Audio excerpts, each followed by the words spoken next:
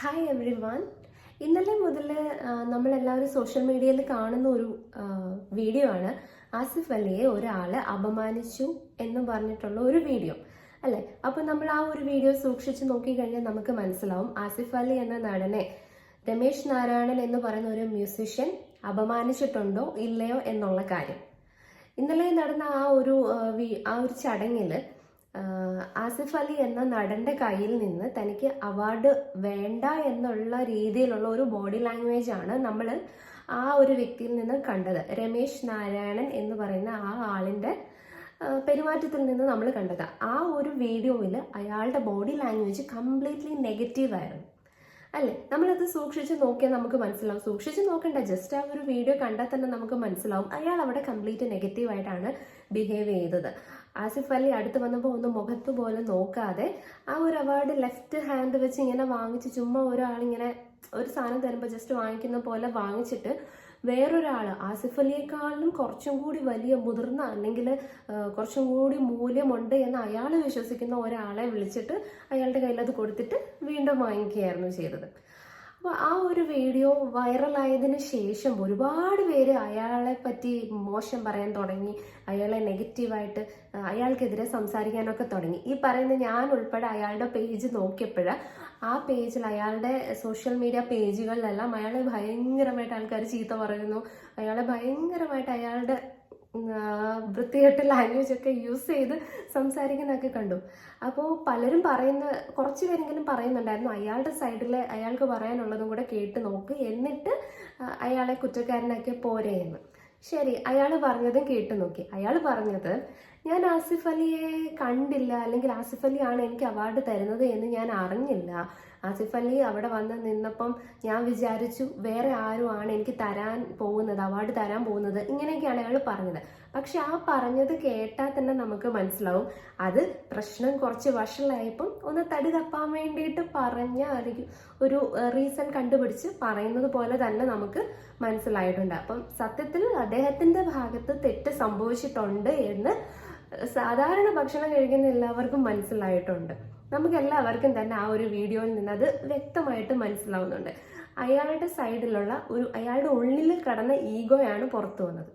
ആസിഫ് അലി ഒന്നും എനിക്ക് അവാർഡ് തരാൻ ആളായിട്ടില്ല, ഞാൻ അദ്ദേഹത്തെക്കാളും മുതിർന്ന ആളാണ്, എനിക്ക് മമ്മൂട്ടിയോ MT സാറോ അങ്ങനെ ആരെങ്കിലുമൊക്കെയാണ് അവാർഡ് തരേണ്ടത്. ആസിഫ് അലിയെ പോലെ എന്നെക്കാളും പ്രായത്തിൽ കുറവ് അങ്ങനെയുള്ള ഒരു ആർട്ടിസ്റ്റിന്റെ കയ്യിൽ നിന്ന് അവാർഡ് വാങ്ങിക്കേണ്ട ആവശ്യമൊന്നും എനിക്കില്ല എന്നൊക്കെയുള്ള ഒരു ബ്ലൈൻഡ് ആയിട്ടുള്ള കുറച്ച് പൊട്ട ചിന്തകൾ ഉള്ളിലുള്ള ചില അങ്ങനെയുള്ള ആൾക്കാരുണ്ടല്ലോ, ഈഗോയുടെ അങ്ങേ അറ്റത്തുള്ള മനുഷ്യര്. ആ കൂട്ടത്തിൽ ഒരാളായിട്ടാണ് ഇന്നലെ അയാളെ ലോകം മുഴുവൻ കണ്ടത്. സോ ആസിഫ് അലിയെ പോലുള്ള ഒരു ചെറുപ്പക്കാരനിൽ നിന്നും എനിക്ക് അവാർഡ് വേണ്ട, എനിക്ക് കുറച്ചും കൂടി നല്ല ആൾക്കാരുടെ കയ്യിൽ നിന്ന് മതി എന്നുള്ളതാണ് ആ ഒരു ബോഡി ലാംഗ്വേജിലൂടെ അയാൾ പറയാതെ പറഞ്ഞത് എന്ന് മലയാളികളായിട്ടുള്ളവർക്കും ആ വീഡിയോ കണ്ടിട്ടുള്ള ഏതൊരു മനുഷ്യനും ഇതിനോടകം തന്നെ മനസ്സിലായി കഴിഞ്ഞു. അപ്പൊ ഈ ഒരു വീഡിയോയിലൂടെ തന്നെ വലിയൊരു മെസ്സേജ് ഒളിഞ്ഞു കിടപ്പുണ്ട്. ആ മെസ്സേജ് ഒന്നെന്ന് വെച്ചാൽ ആസിഫ് അലി ആ ഒരു സിറ്റുവേഷനെ നേരിട്ട രീതിയാണ്. അത്രയും പേരുടെ മുന്നിൽ വെച്ച് അവിടെ ആ ഒരു വേദിയിൽ മലയാള സിനിമയുടെ ഒരു പരിച്ഛേദം തന്നെ ഉണ്ടായിരുന്നു.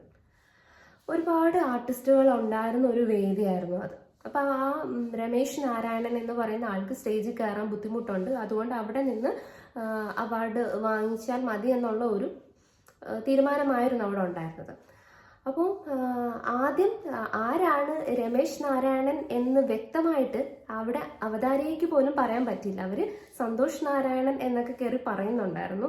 അത് അവരുടെ കുറ്റമല്ല. ഇപ്പം അത്രയും വലിയൊരു പ്രോഗ്രാം ഒക്കെ ഹാൻഡിൽ ചെയ്യുമ്പം ഹോസ്റ്റ് ചെയ്യുമ്പം ഒരാളുടെ ഭാഗത്തു നിന്നുണ്ടാകുന്ന ചെറിയൊരു മിസ്റ്റേക്കാണ്, അത് അത്രേ ഉള്ളൂ. അത് ഈ പുള്ളി അത്ര വലിയ കാര്യമായിട്ട് പറഞ്ഞുമില്ല.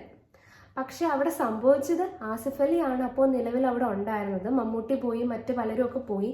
അപ്പോൾ ആസിഫ് അലിയെ വിളിച്ചപ്പം ഇയാൾക്ക് അത് പറ്റുന്നില്ല, അക്സെപ്റ്റ് ചെയ്യാൻ പറ്റുന്നില്ല. ഉടനെ അത് വാങ്ങിച്ച് ജയരാജ് എന്ന് പറയുന്ന സംവിധായകനെ വിളിച്ചിട്ട് അയാളുടെ കയ്യിൽ കൊടുത്തിട്ട് അത് വാങ്ങിക്കുകയാണ് ചെയ്തത്. ആ ഒരു സന്ദർഭത്തിൽ അത്രയും ആളുകളുടെ മുന്നിൽ താൻ അവഹേളിക്കപ്പെട്ടു എന്ന് തോന്നിയിട്ടും എന്ന് മനസ്സിലായിട്ടും ആസിഫ് അലി എന്ന ആ ഒരു വ്യക്തി ചെയ്തത് പുഞ്ചിരിച്ചുകൊണ്ട് തന്നെ ആ ഒരു സിറ്റുവേഷനെ നേരിട്ടതായിരുന്നു. എത്ര എത്ര പ്രതികൂലമായ സാഹചര്യത്തിലാണ് നമ്മൾ നിൽക്കുന്നതെങ്കിലും ആ സിറ്റുവേഷനെ വളരെ കാമായിട്ട് ഹാൻഡിൽ ചെയ്തത് കൊണ്ടാണ് ഇന്ന് ലോകം മുഴുവൻ ആസിഫ് അലി എന്ന ഒരു നല്ല വ്യക്തിയെ പുകഴ്ത്തുന്നത്, അല്ലെ? അതേസമയം ആസിഫ് അലി അവിടെ വളരെ നെഗറ്റീവായിട്ടാണ് ബിഹേവ് ചെയ്തതെങ്കിൽ ഇവർ തമ്മിൽ എന്തായിരിക്കും വ്യത്യാസം എന്നായിരിക്കും പലരും ചോദിക്കുന്നത്. ഇന്ന് ആസിഫ് അലിയെ സപ്പോർട്ട് ചെയ്യുന്ന പലരും ആസിഫ് അലിയെയും കുറ്റം പറഞ്ഞേനെ. അവർ തമ്മിൽ വലിയ വ്യത്യാസമൊന്നുമില്ല, അതുകൊണ്ട് അതൊരു വലിയ സംഭവമായിട്ട് ഞങ്ങൾക്ക് തോന്നുന്നില്ല എന്ന് പറഞ്ഞേനെ.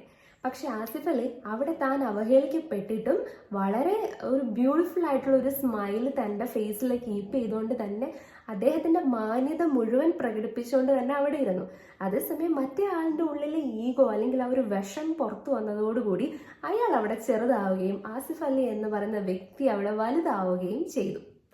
അപ്പോൾ ഇതിൽ ഞാൻ പറഞ്ഞ മെസ്സേജ് ഇതാണ്. അപ്പം നമ്മുടെ ഉള്ളിൽ ഒരിക്കലും ഉണ്ടാവാൻ പാടില്ലാത്ത ഒന്നാണ് ഈഗോ എന്ന് പറയുന്നത്. ഈ ഈഗോയെ എടുത്ത് കളഞ്ഞിട്ട് അവിടെ നമ്മൾ പ്ലേസ് ചെയ്യേണ്ട ഒരു കാര്യമാണ് എളിമ എന്ന് പറയുന്നത്.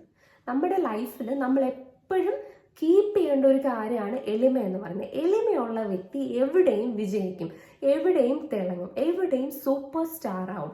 അതിൻ്റെ ഏറ്റവും വലിയ എക്സാമ്പിളാണ് ഇന്നലെ ആസിഫ് അലി. ആസിഫ് അലി ഇന്ന് ഒരുപാട് പേർക്ക് ഇഷ്ടപ്പെടുന്നുണ്ട്, അല്ലെ? എസ്പെഷ്യലി ഇന്നലത്തെ ആ ഒരു സംഭവത്തിന് ശേഷം ആസിഫ് അലി കുറച്ചും കൂടി ആൾക്കാരിലേക്ക്, ഒരുപക്ഷെ ആസിഫ് അലി അത്ര വലിയ ഇഷ്ടമൊന്നും ഇല്ലാതിരുന്നവർക്ക് പോലും ആസിഫ് അലി ഒരുപാട് ഇഷ്ടപ്പെടാൻ തുടങ്ങി.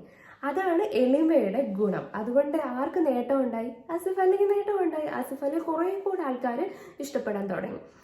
എന്നാൽ മറ്റേ ആൾക്കോ അയാളെ കുറെ കൂടെ ആൾക്കാർ വെറുക്കാൻ തുടങ്ങി. ഒരു പക്ഷെ നമ്മുടെയൊക്കെ, എനിക്ക് വലിയ പരിചയമൊന്നും ഇല്ലാത്ത ഒരാളാണ്, ഒരുപാട് പേർക്ക് വലിയ പരിചയമൊന്നും ഇല്ലാത്ത ഒരാളാണ് ഈ പറഞ്ഞ രമേശ് നാരായണൻ എന്ന് പറയുന്നത്.